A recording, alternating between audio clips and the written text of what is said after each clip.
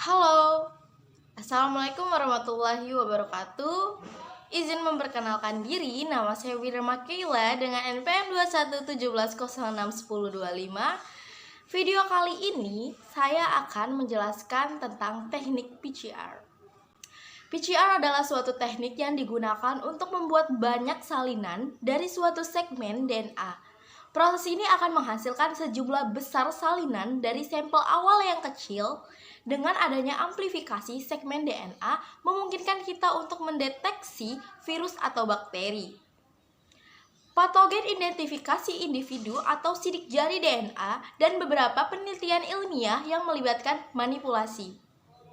Fungsi PCR merupakan teknik yang sangat berguna dalam membuat salinan DNA. Dengan alat ini memungkinkan sejumlah kecil sekuens DNA tertentu disalin berkali-kali untuk diperbanyak sehingga dapat dianalisa atau dimodifikasi secara tertentu. Prinsip kerja PCR adalah perulangan siklus untuk melipat gandakan DNA. Teknik PCR dapat digunakan untuk mengamplifikasi segmen DNA dalam jumlah jutaan kali hanya dalam beberapa jam. Adapun tahapan proses PCR yang pertama yaitu denaturasi atau sering disebut dengan tahap peluburan atau melting. Tahap ini berlangsung pada kisaran suhu 94 hingga 96 derajat Celcius. Pada tahap ini, ikatan hidrogen DNA akan terputus dan DNA menjadi berbekas tunggal. Umumnya, tahapan ini dilakukan agak lama untuk memastikan semua berkas DNA terpisah. Pemisahan ini menyebabkan DNA tidak stabil dan siap menjadi template atau patokan bagi primer untuk menempel. Yang kedua adalah annealing atau sering disebut juga dengan penempelan. Primer menempel pada bagian DNA template yang komplementer. Urutan basanya, tahap ini dilakukan agar pada suhu sekitar 40 hingga 60 derajat Celcius. Penempelan ini bersifat spesifik. Suhu yang tidak sesuai menyebabkan kegagalan penempelan primer atau primer menempel di sembarangan tempat.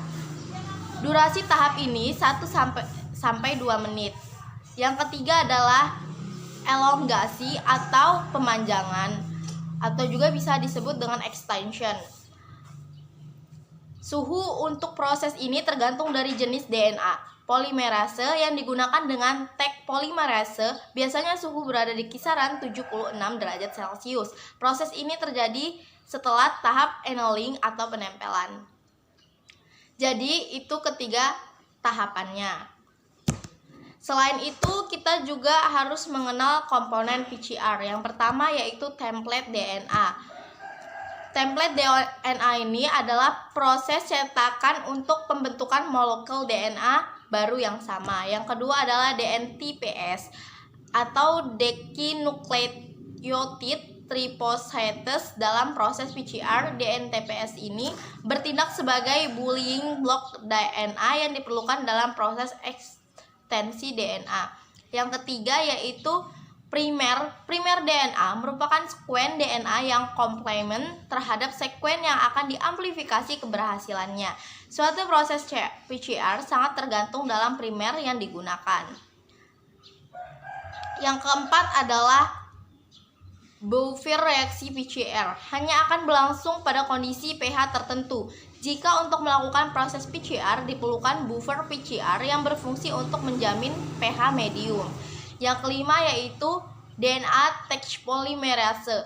Enzim polimerase dalam DNA ini berfungsi sebagai katalis untuk reaksi polimerase DNA. Pada proses PCR enzim ini diperlukan untuk tahap ekstensi DNA. Adapun kelebihan dari teknik PCR adalah mempunyai tingkat spesifitas yang relatif tinggi dan cepat. Sedangkan kekurangan dari teknik PCR adalah proses yang memerlukan preparasi sampel cukup rumit dan reagen yang digunakan mahal. Hasil PCR tidak dapat dilihat secara langsung sehingga tidak dapat membedakan parasit yang berada di dalam keadaan hidup dan mati karena memerlukan identifikasi lanjut dengan elektroforesis gel. Itu adalah resum teknik PCR dari saya. Jika saya ada salah pemaparan, saya mohon maaf. Sekian video dari saya. Wassalamualaikum warahmatullahi wabarakatuh.